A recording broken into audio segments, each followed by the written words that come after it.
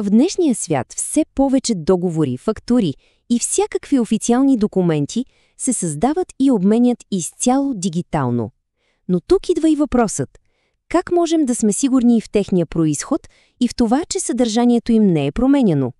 Днес ще разгледаме инструментите, които градят доверието в дигиталната среда, електронните печати и удостоверяването на време, като ще се базираме на лекциите на професор Кискинов по темата. И така, стигаме до основния въпрос. Какво всъщност гарантира доверието в дигиталния свят?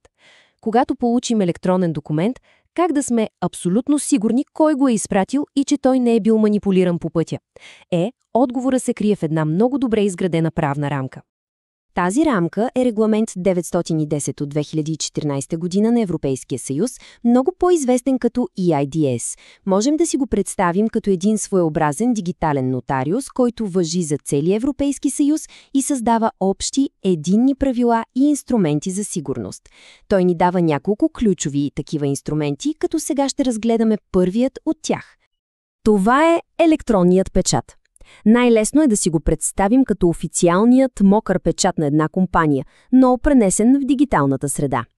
Неговата цел е да осигури две абсолютно ключови гаранции – за произхода, т.е. кой е издал документа, и за неговата цялост, т.е.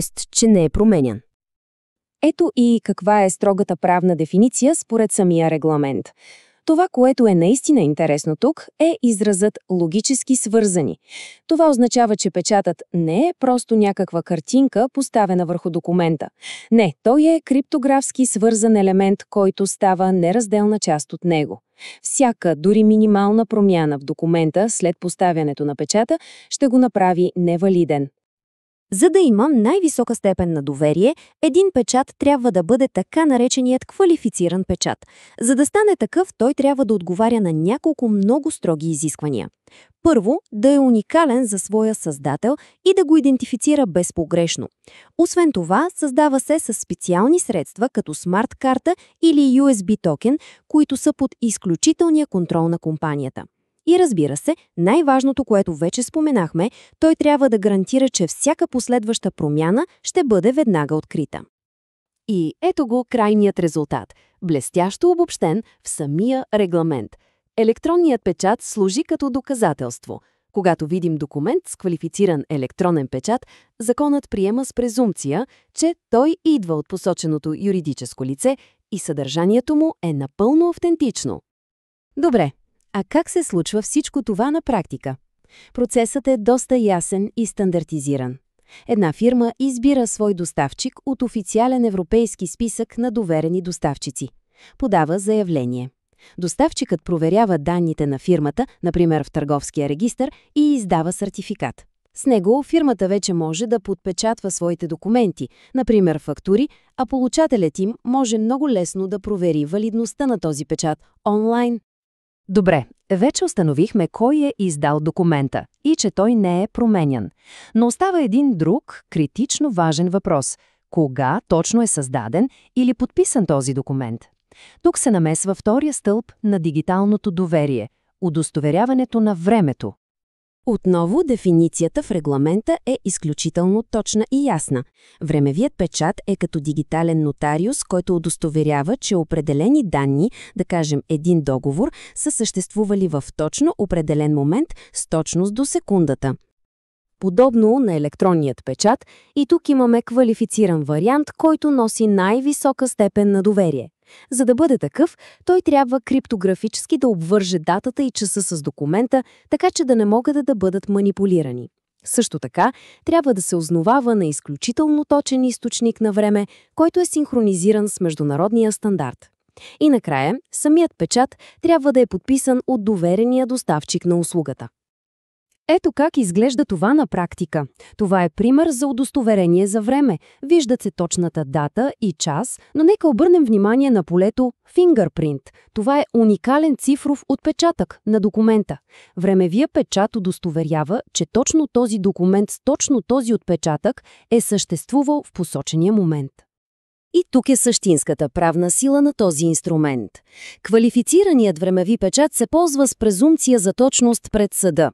Това означава, че посочените в него дата и час се приемат за абсолютно верни, освен ако някой не успее да докаже противното, което на практика е изключително трудно. Нека си представим една компания, която е разработила нова, революционна технология. За да защити интелектуалната си собственост и да докаже кога точно е създадена, тя може да постави квалифициран времеви печат върху цялата документация. В случай на бъдещ спор, този печат ще бъде необоримо доказателство за датата на създаване.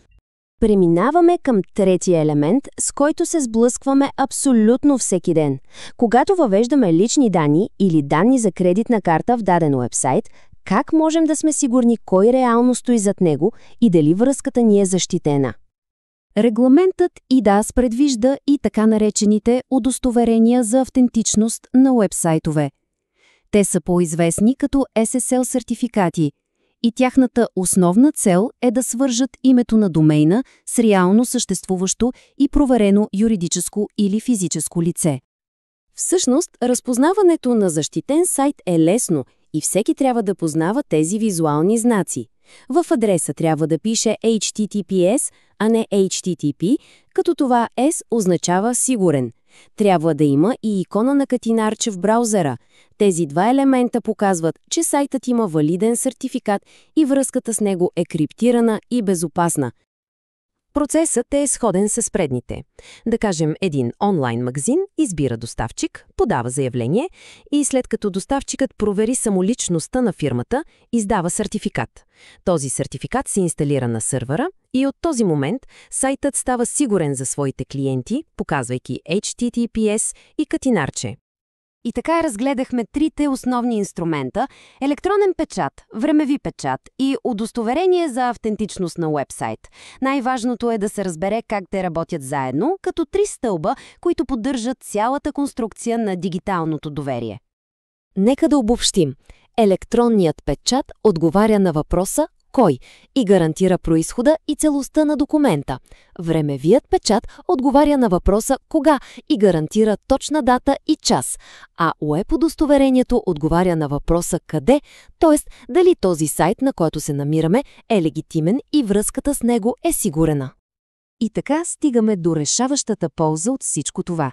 Регламентът eIDAS създава хармонизирана и предвидима правна среда. Правилата са абсолютно еднакви навсякъде, от София до Лисабон.